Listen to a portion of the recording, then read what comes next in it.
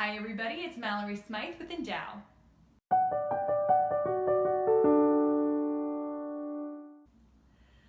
So every morning I try to get up about an hour before my kids get up, and I sit in my favorite chair with coffee and I pray and I read through the daily readings. It's my way of connecting with God, of allowing Him into my heart before anyone else in my house wakes up. And so recently I've been reading through the book of the Acts of the Apostles because that's what we're reading right now in the life of the church. And so I'm reading these stories of the apostles spreading the gospel boldly, right? They've already met the risen Christ. They've already received the Holy Spirit at Pentecost, and now they're just making a ton of people mad by just spreading the message of Jesus Christ as far and as loud as they can. And so as I'm reading through these stories, there's one that stuck out to me.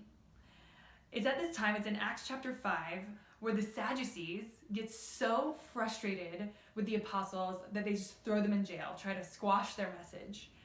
And this is what it says after they threw them in jail. It says they were thrown in public jail, but during the night, the angel of the Lord opened the doors of the prison, led them out and said, "Go and take your place in the temple area and tell the people everything about this life." See, the angel of the Lord comes in a miracle, opens the cell, and leads the apostles out to continue to share the good news. And as I was praying through this, I was wondering, what would it have looked like if an angel of the Lord had come and opened the cell, but the apostles willfully stayed in because they were afraid of what was on the outside. They were afraid of what that freedom meant for them. How silly would that have looked for Jesus to have given them freedom in a miracle, and for them out of their own free will to have refused that freedom? I wonder how many of us are praying to God for freedom from anything in our lives, freedom from a certain bondage of sin, or just certain bondages in general, or even certain past wounds that we can't move from, and we know that it keeps us from being free. How many of us are asking every day, "Lord, make me free"? And yet He's looking at us saying, "I've already opened the jail cell. I've already told you to pick up your mat and walk, but you're too afraid of the freedom that I want to give you to walk out of that bondage that I've already healed you from."